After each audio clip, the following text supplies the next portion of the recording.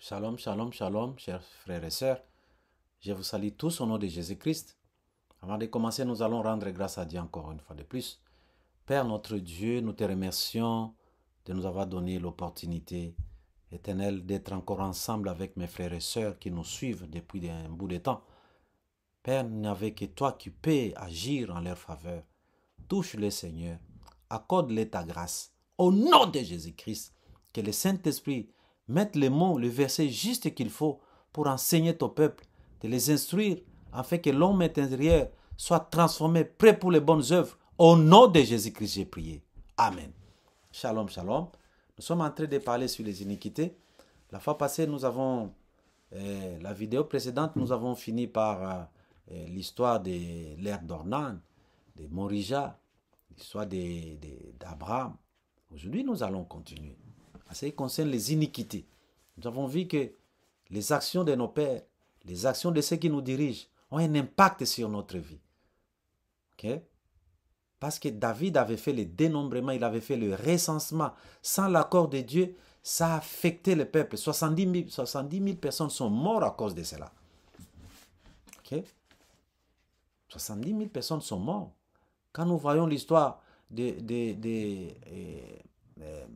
Akab et Jézabel, c'est eux qui ont fait pécher le peuple. Mais la famine, 2 ans et demi de famine dans ce pays-là. Autant d'Élie. Donc, les chefs, ceux qui nous dirigent, ils peuvent nous entraîner dans le mal. Et ce mal peut nous affecter. Il ne faut pas négliger cela. Il ne faut pas négliger cela. Alors, nous allons continuer. Nous voyons toutes ces choses que nos parents, nos ancêtres ont fait. C'était pourquoi faire. Voyons ici, dans Ésaïe 28, ils ont fait des alliances avec la mort. Ils ont fait l'alliance. Tout ce qui n'est pas, on dit que si tu n'as pas Christ, tu n'as pas la vie. Ils ont fait des alliances, c'est-à-dire, en faisant des alliances, ils sont allés pour chercher le succès, pour chercher la gloire, l'argent, l'élévation, le pouvoir. Ils sont allés consulter des marabouts. Ils sont allés faire des fétiches.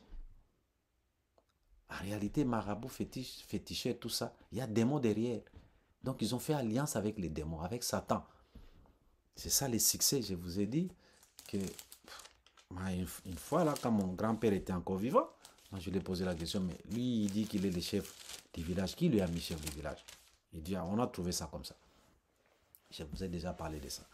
Donc, ces gens-là, pour le pouvoir, ils sont prêts à tout. Ils sont prêts à tout. Hein? C'est vrai que l'évangile est en train de se répandre. Partout, avec les réseaux sociaux, il y a du bien, il y a du mal aussi. Mais nous utilisons les réseaux sociaux pour toucher un grand nombre de gens. Amen. Nous touchons les réseaux sociaux touchent beaucoup de gens. Mais au temps ancien, dans les années 70, dans les années 80, où l'évangile n'était pas encore très fort, c'était que quand on a volé à la maison, on vous prend, vous, tout le monde. Vous allez chez une maman, là, une vieille dame là, qui fait des gris-gris, là. Pour détecter, il y a une calebasse comme ça, il dit, alors, introduisez la main là-bas. Celui qui, la main va rester là-bas, ou qui sera mordu là-dedans, c'est lui qui a pris la chose. Mais vous êtes en train de vous livrer à Satan. Amen. Vous êtes en train de vous livrer à Satan. Il y a des gens qui, pour avoir le succès, là, on a fait des cérémonies sur lui. C'est une alliance avec la mort. Ok? Une alliance avec la mort. La fois passée, nous avons parlé de l'histoire de la reine du ciel. On fait des cérémonies dans votre maison, dans votre famille. On te demande seulement d'aller puiser de l'eau. On te dit, ramasse le bois. Tu ne sais même pas ce qu'on on va préparer à manger. On va préparer les fétiches, les médicaments. On ne dit pas fétiches. On va préparer les médicaments pour ton père, pour ta soeur. Tu participes à cela. Ok? On fait des cérémonies au village. On fait des cérémonies. Hein? Après cérémonie, là, on a préparé à manger. C'est la bonne viande. Mais ce sont la viande sacrifiée aux idoles. On a parlé encore de ça. Il faut faire attention à la nourriture qu'on prépare dans les cérémonies coutumières chez vous. Il faut faire attention parce que là, ça vous met en connexion directe avec les dieux de votre famille. Moi, je conseille aux gens que j'encadre pour leur dire, vous êtes ici en Occident, vous êtes en Amérique, en Europe, au Canada, en Europe, partout là. Faites attention. Il y a une cérémonie dans votre village, mais c'est toi le sponsor. C'est toi qui envoie l'argent. Ah non, envoie-nous l'argent parce que tu sais, il y a une cérémonie, tout ça là. C'est toi qui envoie l'argent. Ça dit, cet argent-là te connecte avec la divinité de ta famille. Tu peux beau prier, mais tu dois te repentir de cela parce que tu es tantôt plutôt là. Tu es ici, tu es là-bas. Avec Dieu, ça ne marche pas. Amen. Donc, nous lisons Ésaïe 28, verset 15. On nous dit ceci. Vous dites, nous avons fait une alliance avec la mort. Nous avons fait un pacte avec le séjour des morts. Quand le fléau débordé passera, il ne nous éteindra pas. Car nous avons la fausseté pour refuge et le mensonge pour abri.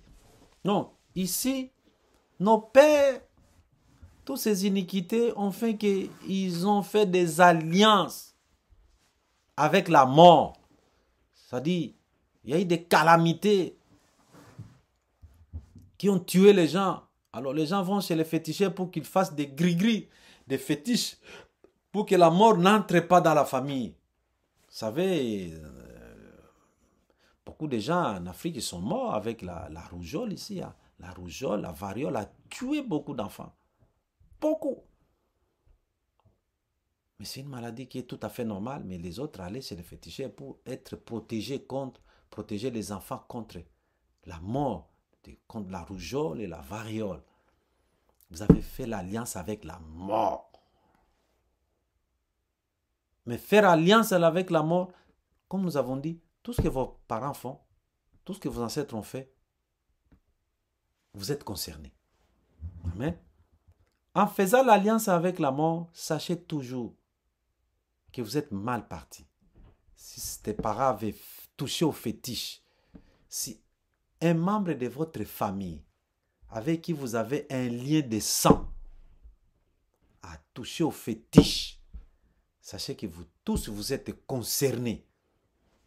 Votre nom est dans les listes là. Votre nom. Si on dit, ok, cette année, on va sacrifier telle personne. Si c'est toi, tu n'as pas Christ, tu vas mourir. Okay? Alors, nos pères, en faisant l'alliance avec la mort, ça nous affecte. Mais on ne peut pas faire alliance avec la mort. Pourquoi? Parce que ce que nous pensons que ce sont les dieux. On dit que heureux le peuple dont l'Éternel est leur Dieu. Heureux le peuple. Parce que beaucoup de gens, beaucoup de familles, de tribus, de peuples, le Dieu qu'ils invoquent, ce n'est pas l'Éternel Dieu, le Créateur. Ils invoquent les dieux chat, souris, lion, léopard, éléphant, okay? Pangolin, tortue, toutes ces choses-là. C'est une représentation des démons. C'est-à-dire la caractéristique des démons là, c'est ce qui est représenté par cet animal, nous appelons totem. C'est ce que vous vénérez dans vos familles. Ok? Et on nous dit ceci. Psaume 96, verset 5. Psaume 96, verset 5. On dit, car tous les dieux des peuples sont des nulletés. Ok? Et l'Éternel a fait les cieux. Tout le peuple, tous les dieux des peuples sont des idoles. Ce ne sont pas des vrais dieux. Les dieux de nos pères là, ne sont pas des vrais dieux, ce sont des idoles. Mais qu'est-ce que ces idoles-là ont fait? Ok? Jérémie chapitre 3. Ces idoles-là, qu'est-ce qu'ils ont fait? Jérémie chapitre 3, verset 24. On nous dit ceci. Jérémie chapitre 3, verset 24. On dit, les idoles ont dévoré le produit du travail de nos pères. Les idoles, les soi-disant les dieux là de nos familles. Toi, tu ne les as pas vénérés. Ce sont tes ancêtres qui les ont vénérés. On dit que les idoles ont dévoré le produit du travail de nos pères. Dès notre jeunesse, leurs brebis et leurs bœufs, leurs fils et leurs filles. Les idoles, les soi-disant dieux de nos pères. Ce que nos pères, nos ancêtres ont allé consulter là. Ils ont dévoré le produit du travail de nos pères depuis notre enfance. C'est ce qu'ils ont fait. Ok? Pas seulement leurs brebis. Ils ont dévoré aussi les fils et leurs filles. Ça dit, tu as été dévoré déjà. On a déjà détruit ta vie. Ok? Tu es là-bas déjà. Ta vie est déjà foutue. Ok? Ta vie est déjà entre les mains de Satan. Et toi, tu cries à Dieu, oh Seigneur, bénis-moi. Comment il va te bénir? Parce que tu appartiens à autrui. Tu n'appartiens plus à Dieu. Donc, ces idoles-là, ils ont dévoré. Ils ont dévoré. C'est ce qu'on nous dit. Ils ont dévoré les produits du travail, c'est-à-dire de nos pères. Vous allez voir, nos pères se sont battus beaucoup. Ils se sont occupés à aider les membres de leur famille. Vous, les propres enfants de votre papa, là, vous n'en avez pas tellement bénéficié. Quand vous grandissiez là, dans votre maison, il y avait plein de gens.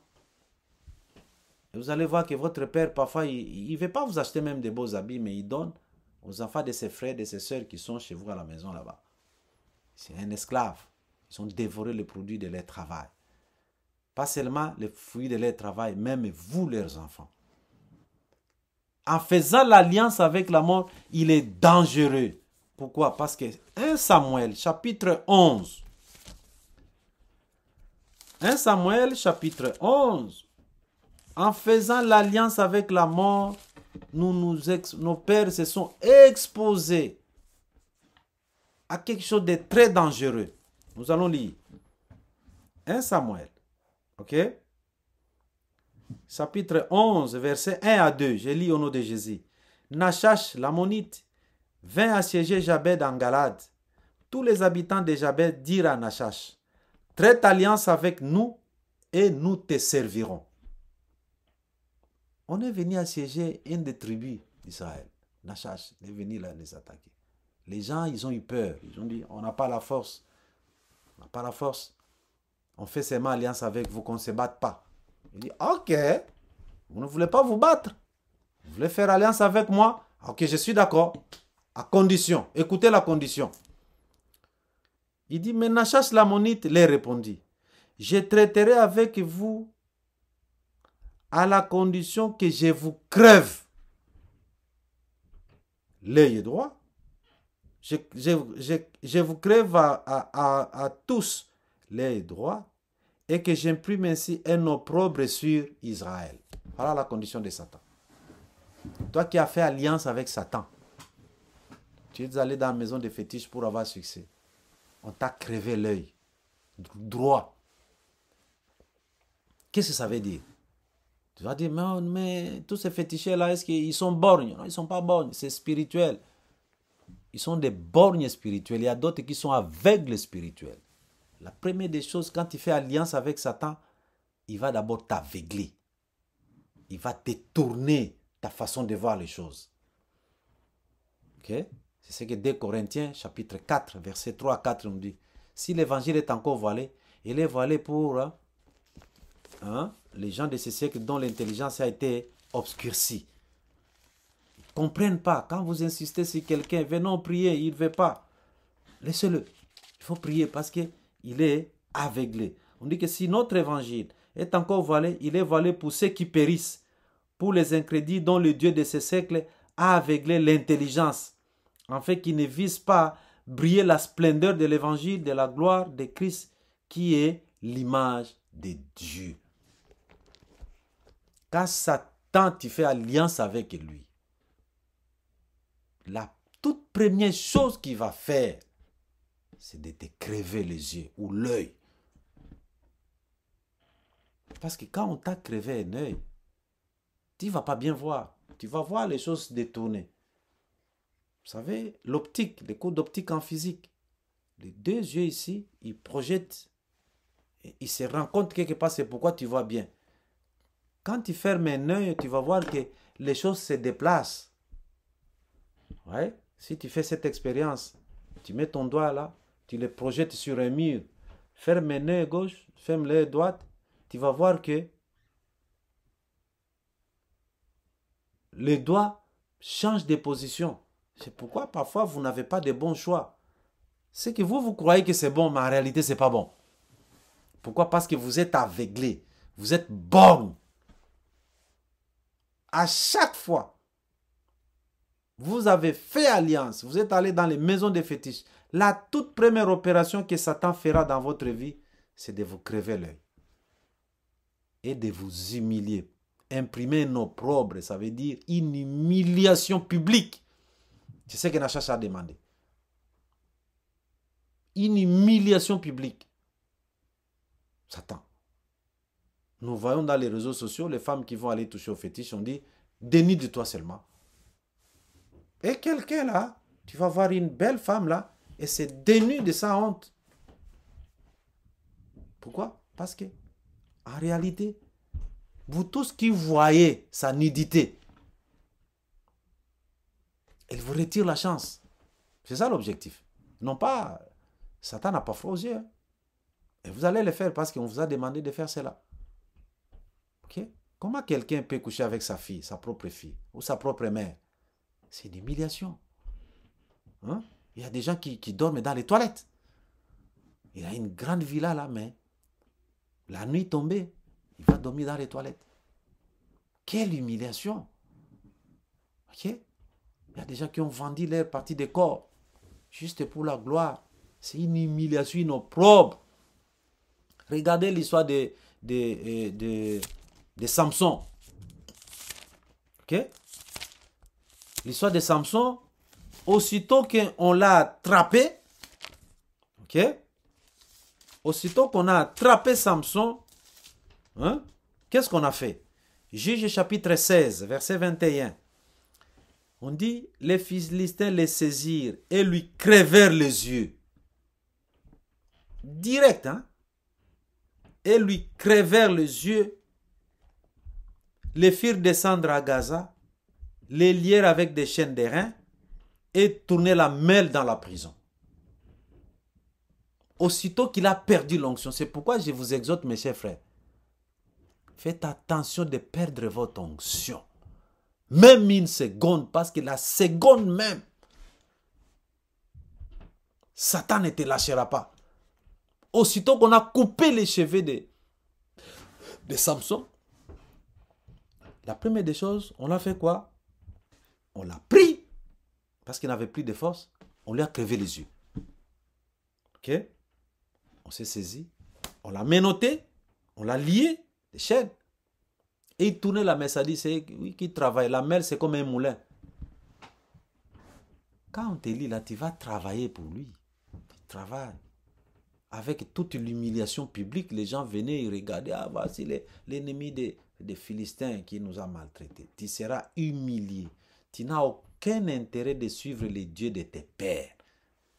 Parce que ces dieux-là, l'objectif, c'est de détruire d'abord la vie de vos parents et de vous, leurs enfants. Ok? Et ils vont vous crever les yeux. La même histoire s'est passée dans la vie de Sédécias. Ok? Dans la vie de Sédécias, la même affaire s'est faite encore.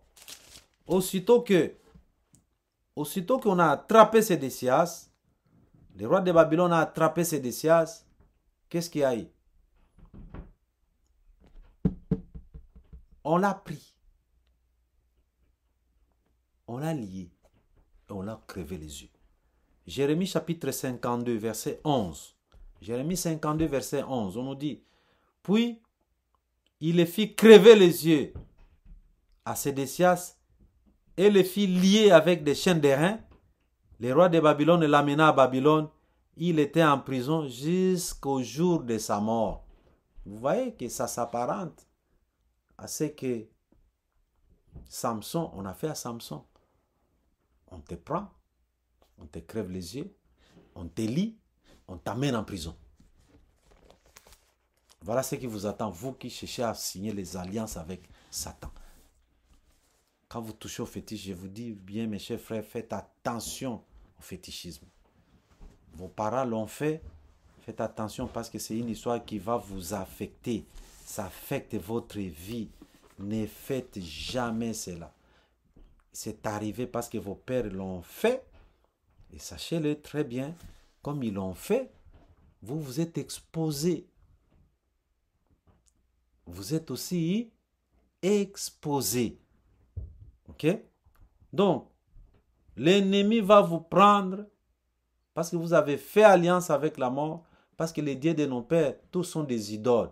Et ces idoles ont détruit la vie de nous, leurs enfants, de nous, les enfants, le travail de nos parents.